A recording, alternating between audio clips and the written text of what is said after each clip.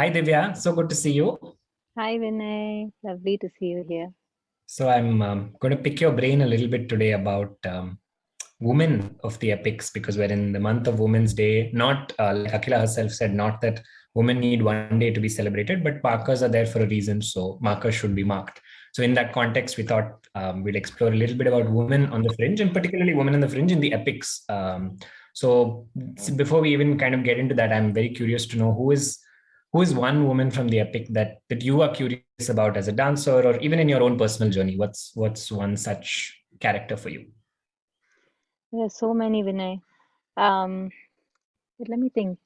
The one who comes to mind right now is Kaikeyi, because Kaikeyi is actually not a commonly discussed woman. Yeah, yeah, I know we talk about Ahalya, we talk yeah. about the injustice done to Sita. When it comes to the Ramayana specifically, it happens to be my absolute favorite epic. Um, but Likewise. Kaikeyi, tends to get shadowed, and I think it's Mm, easier to put her into that shadow. mm, And mm. so somehow, especially since the last couple of years, I've always every time with dance we revisit the epics very often. Right, And the right. Ramayana is something that, in some kriti or a bhajan or something, Rama's Of story comes up, the stories right. of the Ramayana come up. And so I've always wondered how Kaikeyi never makes it into any of these Mm, compositions. mm. So I would say Kaikeyi. That's a very interesting point that you brought up that the Ramayana keeps coming up for us very naturally, but in music, in dance, in discourse. But Kaikeyi is always looked at with a also very fixed box, right? That this is Kaikeyi. Kaikeyi is all about negativity and all about the wrong side of passion and what passion can do. And I think as a character, that's there's so much that's unexplored about Kaikeyi, particularly because I think one of the things that modern translations have done is they have bracketed characters into good or bad. So when you have a 24,000 verse Ramayana, which is then condensed into one book, then Kaikeyi is bad. This person is good. X is good. So it's done. Then the story becomes prominent, or rather, the event sequencing becomes prominent. But what are the emotions that all these people go through? What do these characters stand for? That's very interesting.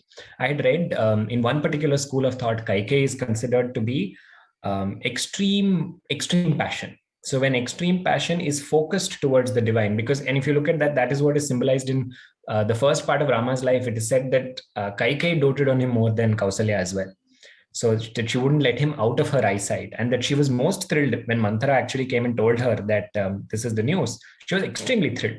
But when that passion is taken away from the divine, what can happen to that passion is that remaining side of Kaikeyi.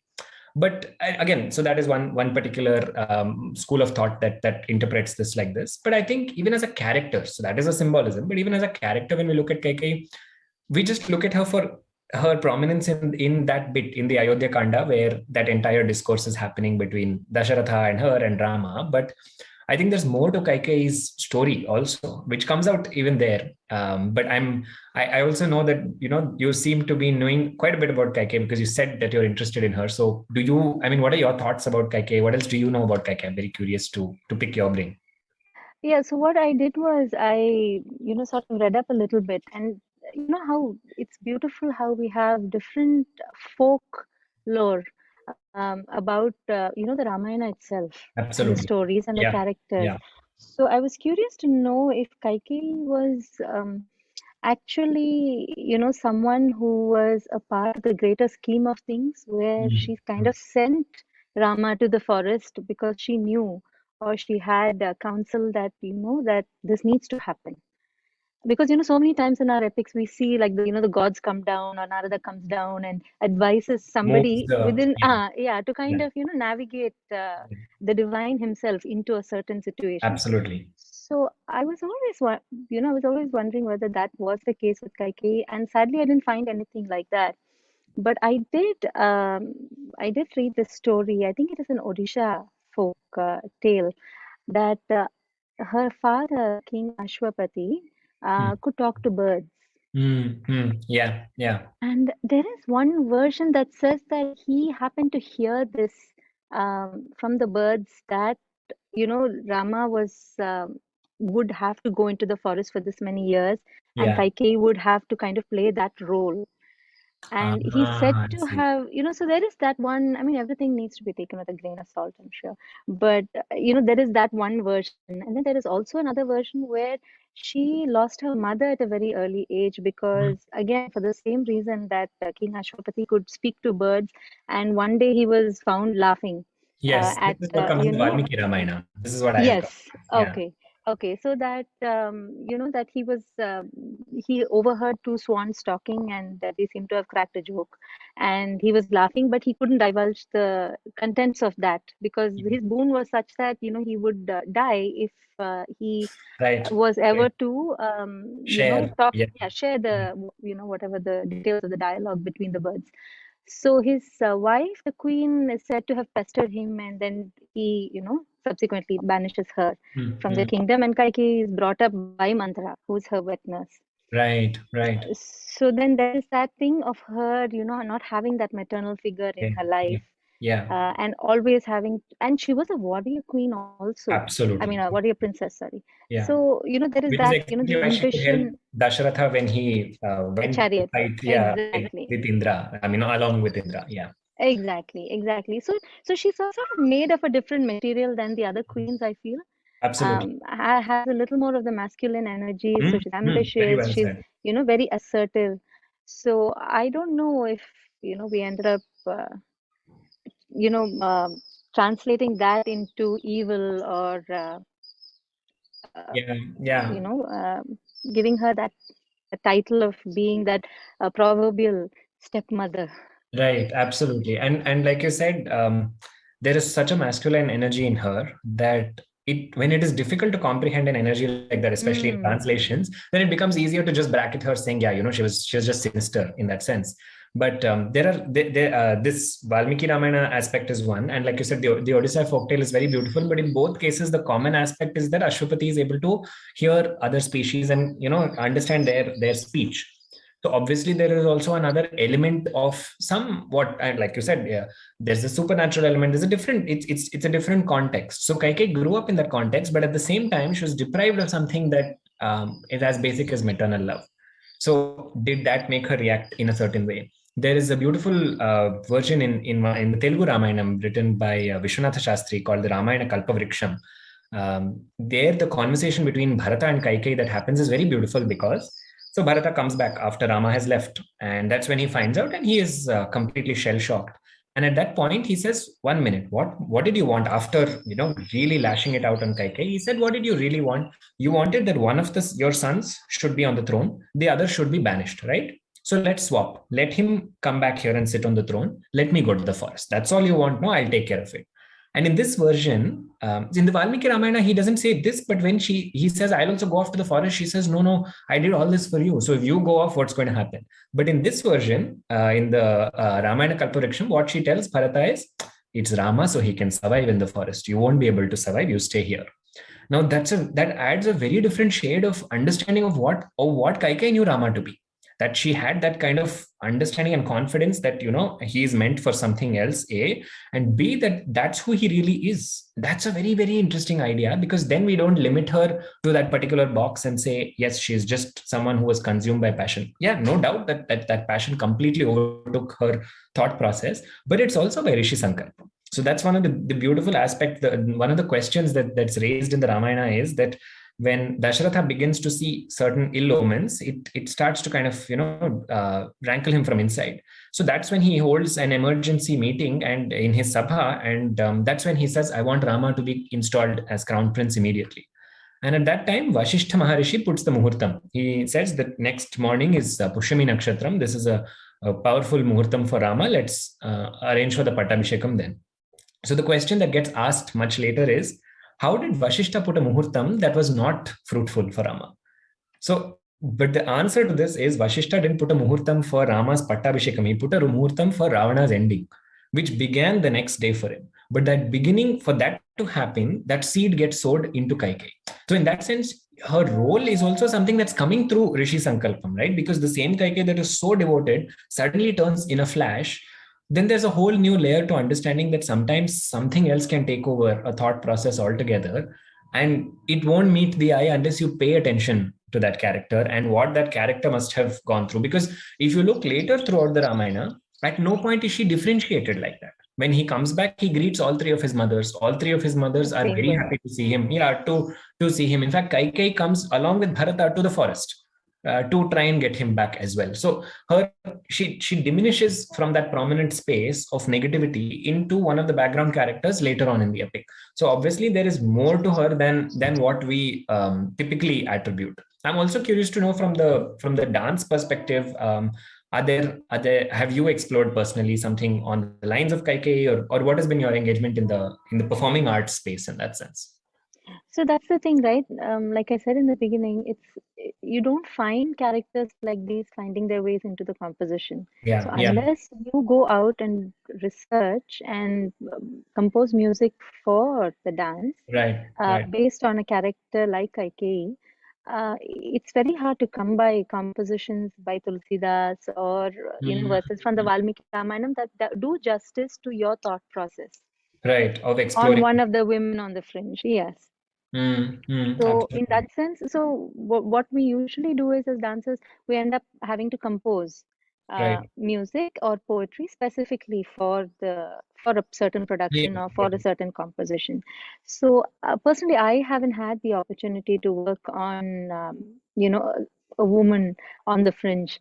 Mm, Like mm, Kaikeyi, mm. just because of this, because it's not something that you can readily come by. You'll have to sit through it, and also I've noticed that it's more of a challenge to portray those shades of gray because Yes, I the can dance imagine. itself is a language that's not easily understood. Yeah, yeah.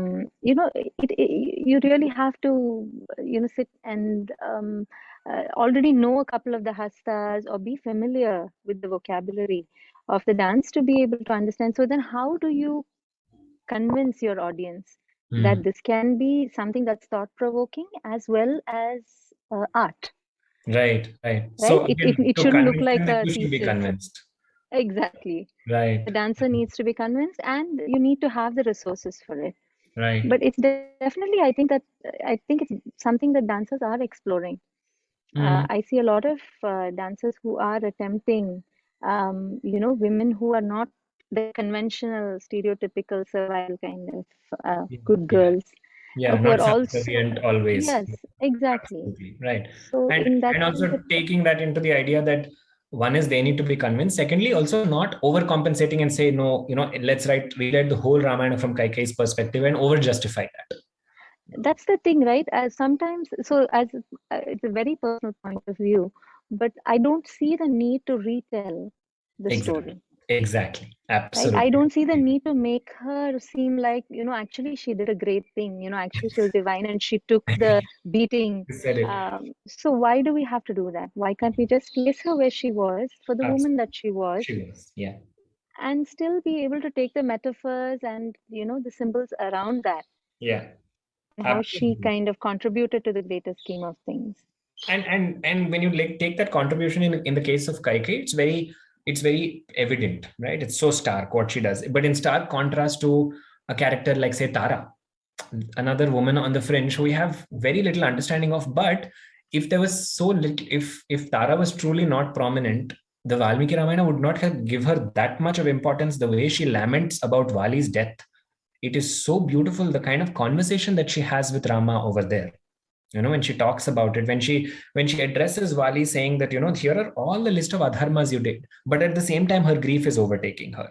And this is the same Tara who tells Vali that, look, before he goes out to fight with Sugriva, she says, I heard that he has joined forces with Rama, and I really don't recommend that you go. But he's, of course, Vali still does go ahead. But Tara has a whole understanding of the self, understanding that he has met his end, and understanding that her journey is going to look very different now. But Tara is not just a subservient in this sense, because I was very surprised recently when I came across an Ashtotram which describes the 108 Shakti Pithas, or different forms of Devi that exist in 108 parts of Bharatavarsha, and one of the names given to her is, "My salutations to Devi who resides in Kishkindha, or modern day Hampi, as Tara." So Tara is, so then it opens up a whole new scope of interpretation, saying, is this Tara, what is the divinity aspect of this Tara, and why is that divinity invoked? Is it a mantra devata? What is the speciality of this character? And the fact that Tara still chooses to go ahead and live with Sugriva after Vali's death, and that she does not curse, or she's not forced. Sugriva does not force her, but as the mother of Angada, as the mother of the royal prince, she chooses to still become Sugriva's wife. So there's a host of associations. Tara is also one of the Panchakanyas. So I presume even from the dance perspective, there must be something that is done on Tara as well, probably. Right. You'd be surprised to know that not much is done on Tara, Vinay. I see. Although there is that slokam where she's, Yeah. mentioned in the Panchakanya Sutram, but not, I've never seen a piece on Tara, which Right. is why I'm curious about what you're telling me right now, because as a dancer, I have not had the opportunity to research Tara or to know what exactly her nature was. You just know that she Right. was one of the pieces in that game, so to speak. Yeah. But Yeah. that she had this conversation, and all of that is something that's new to me, and I'm very excited to hear this actually. Yeah, it's so beautiful because again, when you take the Ramayana in isolation, it's one thing, but when you take it in contrast or alongside one of the other epics, it's so beautiful because Arjuna's panic is all before the war. In the case of Mahabharata, right? That's when his anxiety just explodes and all of that comes pouring through. But here in the case, so there Arjuna is Indraputra and he has to fight Suryaputra. Here in the Ramayana, it is the reverse case where Suryaputra Sugriva has to fight Indraputra Vali. And Sugriva's anxiety comes right after Vali is killed. So until then, Sugriva is watching with complete intent, saying, when will Rama strike? And as soon as Rama strikes and Vali falls, Sugriva is the first to come running, saying, oh my goodness, why are you lying on the floor like this? This is not where a king should be. And then Tara adds to that, saying, what is happening? And her understanding of Rama comes out through in that, which is extremely astonishing because we don't see any interaction between Tara and Rama prior to that. Tara has gotten news through spies that Sugriva has joined hands with Rama.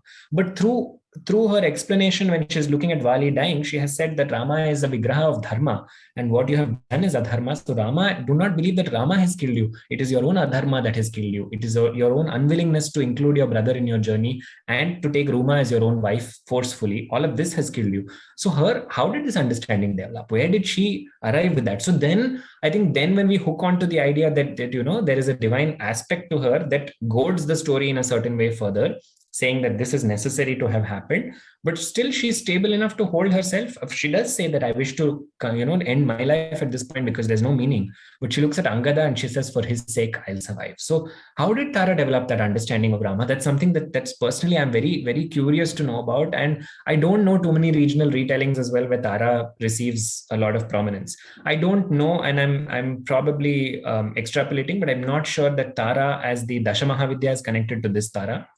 Because I think they're two very different schools. The Tara, because a name, I mean, you can have 100 Srinivases across one road in Hyderabad, so it need not be that they're the same character. But I'm very curious to understand and to explore Tara also. I think on when we talk about women on the fringe, and what did she really stand for, and how did she understand Rama? Because people who were in such close contact with Rama, including Ravana, could not understand him. So how did Tara gain that insight into Rama? That's something that personally I think I would like to explore and hopefully share on 26th as well. Really looking forward to that, Vinay. So I think for me personally, these two characters are definitely, thanks to you, I'm now going to put them into the narrative on 26th. But I'm also opening this out to you because you have such a beautiful relationship with the epics that I'm discovering through this conversation, that it tempts me to ask, what are some other characters you'd like, some other women on the fringe you'd like me to talk a little bit more about on 26th? Ahalya for sure. Okay. Absolutely. Again, a heavily misinterpreted Heavily. character. I really, really want to look at Ahalya for sure. All the Panchakanyas are coming through this discussion, I'm noticing. That's true. I think when we talk about women in the fringe, one is looking at them just in the perspective of that context. But I think in the modern context, what can an Ahalya mean, or what can a Kaikeyi mean? And And do these energies rise within us, irrespective of what our genders may be, our preferred genders may be? Do these energies find expression in us? I think that's something that I really want to explore, because otherwise they're just distant characters, nice to read a little bit about. But if there's some personal hook in their story that's relevant to me, then I think as a listener or as a spiritual seeker is when I would be curious as well. So that's I'm just thinking aloud. And what Absolutely, that's a beautiful thought. So Shurpanaka is the other one that I'd like to, and like we discussed, why put them in certain boxes and label them, and why allow them to dictate, these stories to dictate what a feminine quality is Mm, and what a masculine quality is. Um, I think those are thoughts that dancers and people who deal with poetry absolutely. and the epics are always asking. Right. Very So, beautifully. without bringing our 21st century sensibilities into it, we should still be able to delve into the epics and Absolutely. still be able to enjoy and find meaning, I Yeah. feel. And so, I'm really looking forward to your talk. That's so beautifully put, Divya. Thanks for kind of igniting the spark in my head as to what are the angles to look at. I particularly like that aspect that you said. Let's not bring 21st century sensibilities to it, because then we ask questions that were probably not relevant in that time and space, or didn't exist. The question is not whether it is right or wrong. The question is, what is the time frame that we're examining? What is that context? So Right. understanding from that context, but taking that understanding into at a personal application level. So I think that's a bit of a tightrope walk that I'm going to be walking on 26th.